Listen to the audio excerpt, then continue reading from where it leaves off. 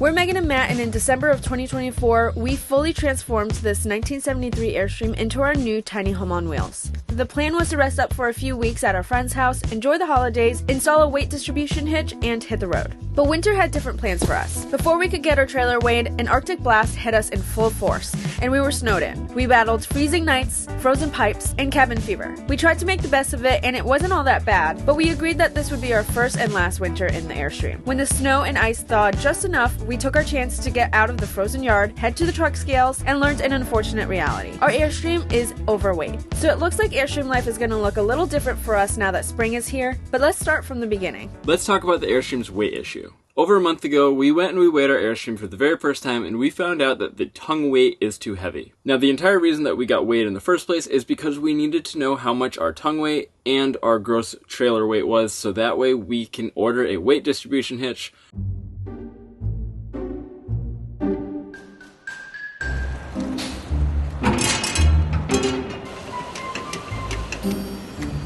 You all set coming? Thank you. All right, let's see what this fatty weighs. According to this, our gross weight is 5,640 pounds, and the tongue weight is 1,100 pounds.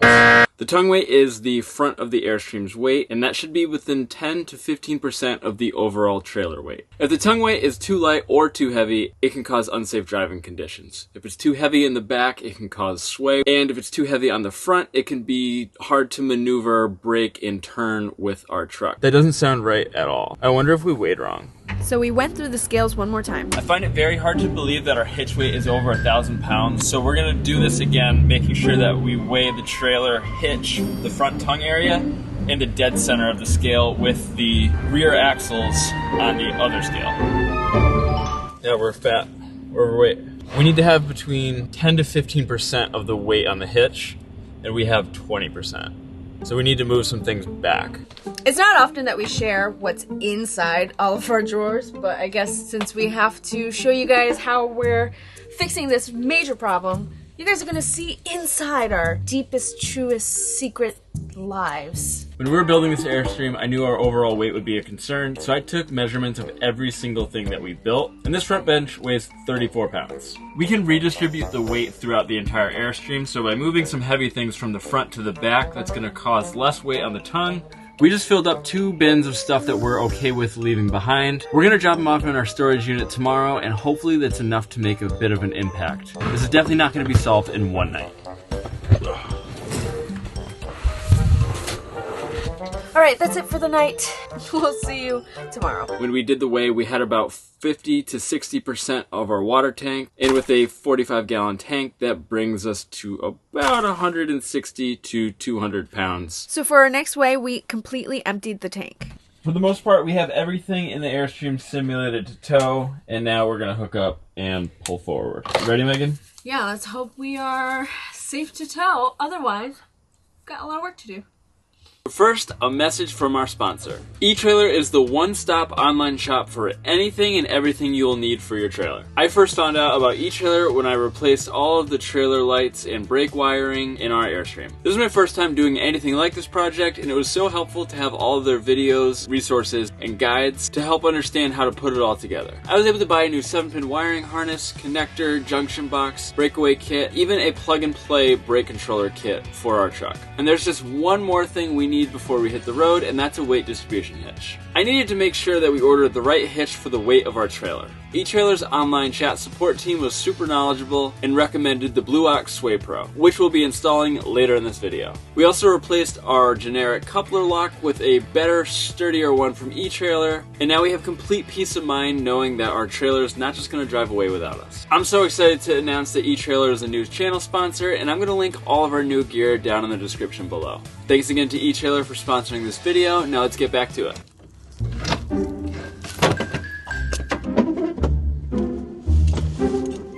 Coming in? Go ahead, Tater Tot. Alright, come back.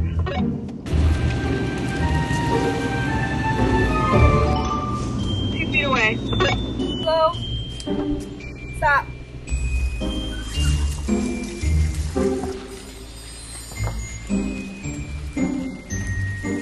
There are a few different ways that you can calculate the tongue weight. We're going to be using this Hitch weight scale we got from eTrailer. We're going to set this up for the very first time and see how much this thing actually weighs. Way to go. Go slow. Alright, you're clear. You just have to basically lower it onto this.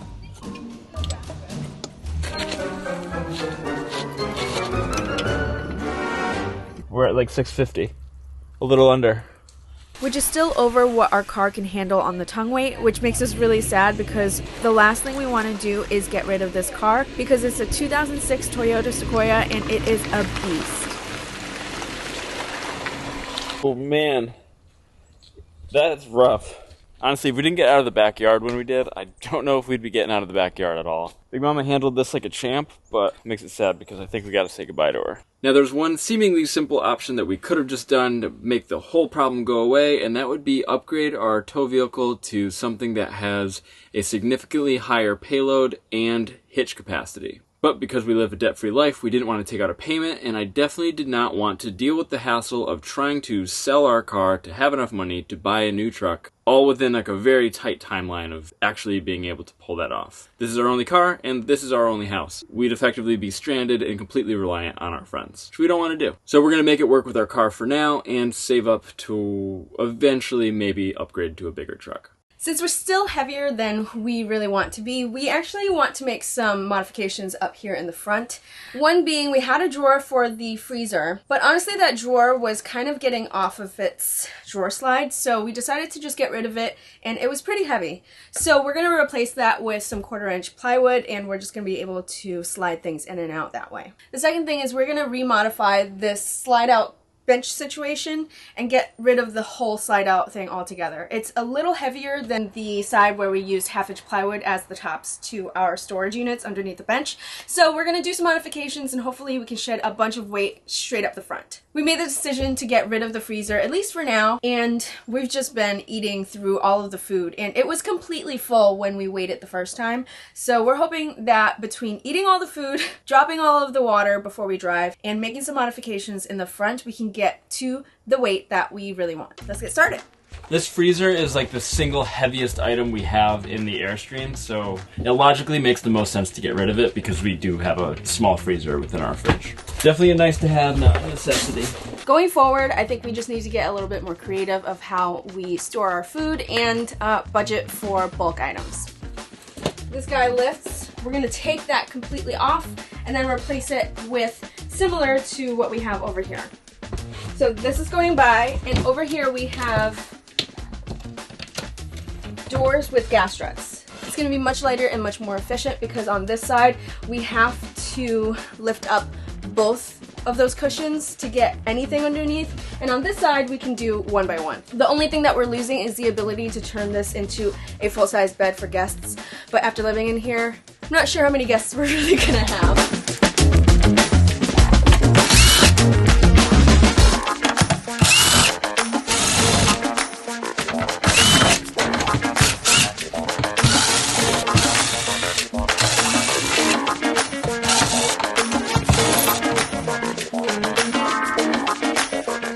Solid unit. Yep. We just went to Lowe's and we got some 2x2 pieces of regular plywood, and they hopefully just fit right in. We have to do 0 modifications. It's birch straight.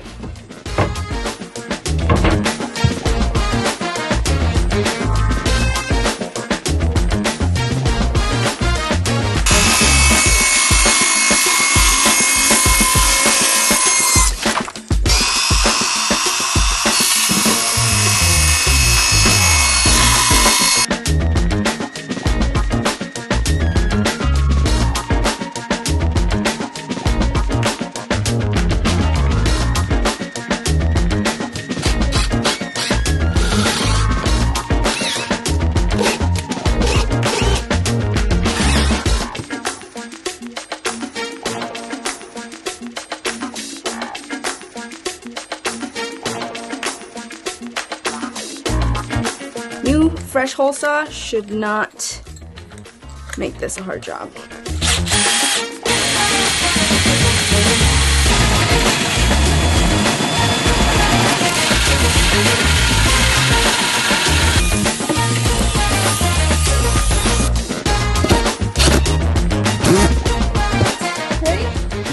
see it. This one, the true test will be. Can you open both at the same time? Nice job, Megan.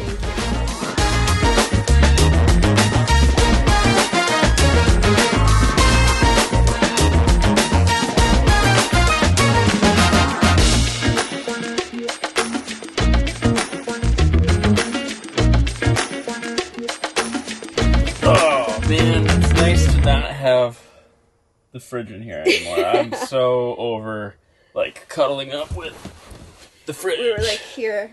Yeah, and then the table's here. It was really cramped. All right. I feel like that definitely removed a lot of weight from the front.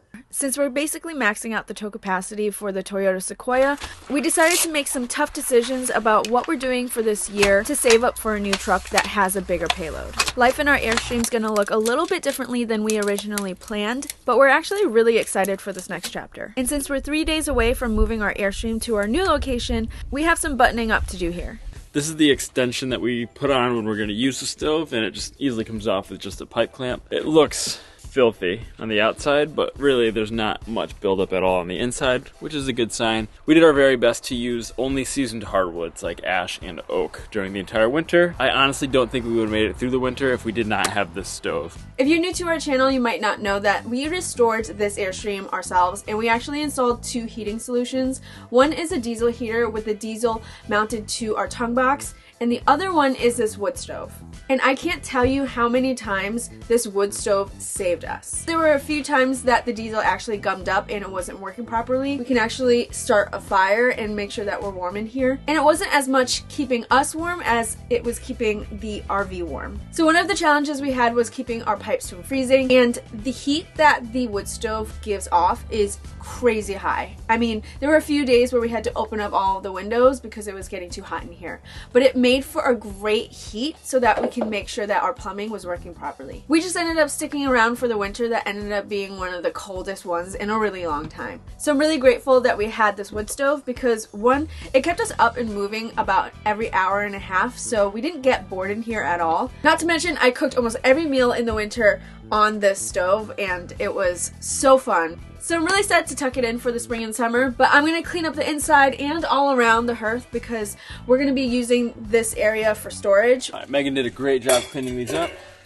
I'm just going to assemble them and then put them into their little carrying case. We're going to go stash this away in the garage till next season, and then we're moving on to the next thing. We got our cleaner rods with our plastic brush thingy, and it just goes right into the drill. I'm going to mask up because this stuff definitely does not want to breathe. All right.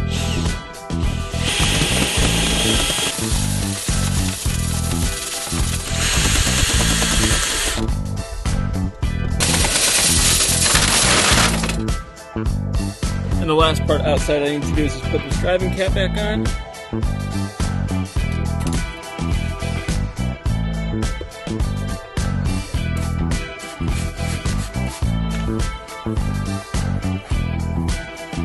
Between oil spots, dirt and soot and ash, this area got pretty messy. But we've been putting our jackets on the door and it's kind of annoying. So since this is not going to be fired up anymore, we're going to put some hooks over here so that we can hang our jackets over here instead of on the door and infringing in our getting in and out.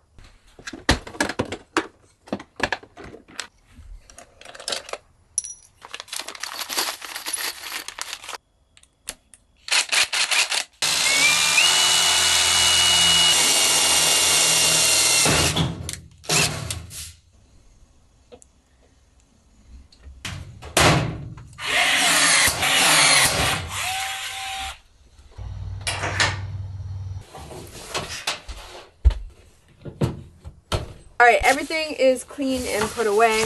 Truthfully, I'm so excited for the spring to be here because I feel like our start to living full-time in the Airstream has been a little chaotic, and we definitely didn't want to start with winter living in the Airstream because we weren't prepared for that. But I feel like now is where we start really figuring out what works and what doesn't work in the Airstream. I'm excited for our next chapter. Now, when it comes to loading the trailer, we can't just throw everything in the garage or anything up front and we had to reduce the overall tongue weight of our trailer. So we had to make some sacrifices and really think really hard about what are we going to keep with us and what are we going to put in our storage unit. I'm going to load up the chimney stuff in the far back and make sure that our tools and laundry are more accessible because we're going to need those way before we're going to need to set up the stove again. The garage is loaded, ready to tow, and now we need to figure out the car.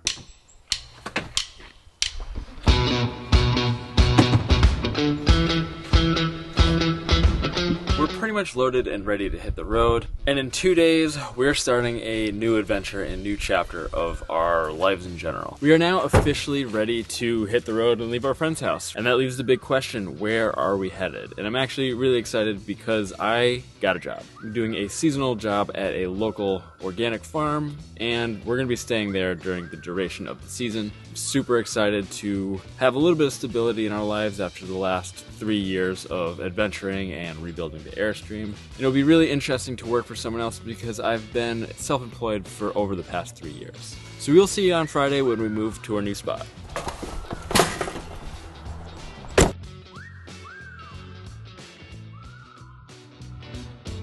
We're all packed up in here with the random crap that kind of sits around the Airstream.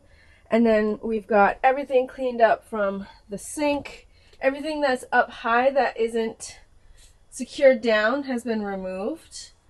And we're finally ready to go. One of the things that we've never gotten into was seasonal work. And a huge way that some of the people who live on the road make money all year long.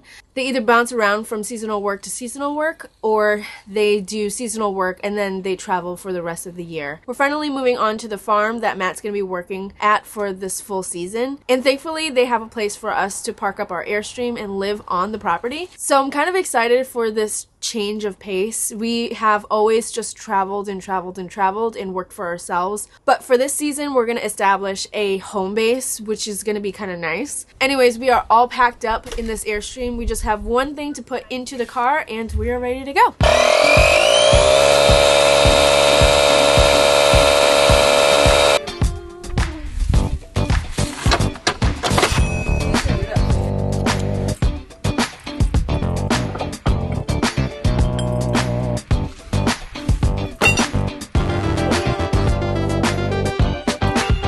This behemoth is our weight distribution hitch. This transfers a portion of the tongue weight to the front axles of the Sequoia and a little bit of weight back to the rear axles of the Airstream. So let's back this bad boy up and get out of here.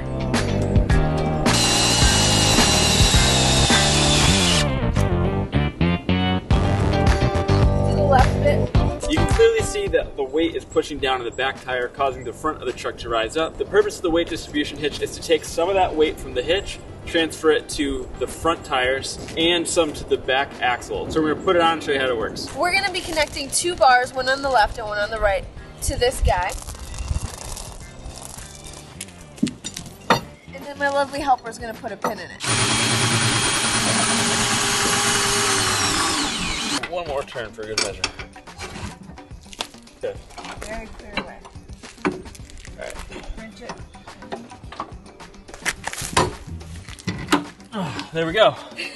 Whew, man. You think you'd be up higher enough? Yeah. Yeah, look how high that is. Yeah. Alright, let's go to the other side. It's super easy. So, we're counting 1, 2, 3, 4, 5, 6, 7, 8, 9. You need to be high up on the tongue.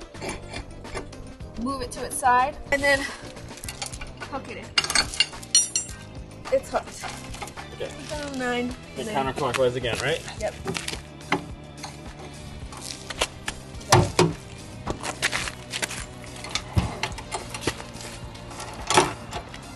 All right. Boom, Daddy. Boom. Nice. Nice. Good job. All right, now the real test of how this works is going to be once we lower this down to its normal ride height. It looks so much better. Now you can very clearly see that we are way more level in the front, and we don't have a huge kind of sag right in the back, so we should be good. All right, here we go.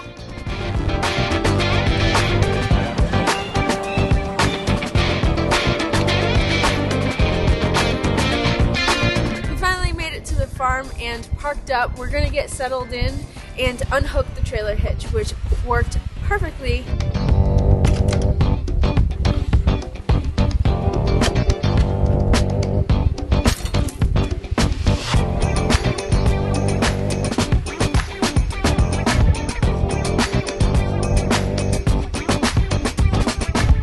Final thoughts on the Blue Ox Sway Pro distribution hitch. It's awesome. It worked really well. We had a very windy day yesterday and I did not notice any trailer sway at all, even going down the highway. Maneuvering with the trailer felt a lot smoother since we had more weight on the front of the truck rather than popping a wheelie. But that being said, unfortunately Big Mama does eventually have to go. That's going to be our next thing that we're going to save up for, so hopefully after this season of seasonal work, we're going to be able to have enough to afford a stronger, better truck. But our original plan was to go out west, and unfortunately, she's just not up to that. If you think this means that we're not going to be traveling this year, then you would be wrong, because we have so many weekend trips that we have planned. And before we get rid of Big Mama, we're going to be using her as a car camping setup. So if you guys are here for the adventures, we have more to come. And now that we're parked up, I think we're bringing the freezer back. Thank you again to eTrailer for sponsoring this video, and we'll see you in the next one.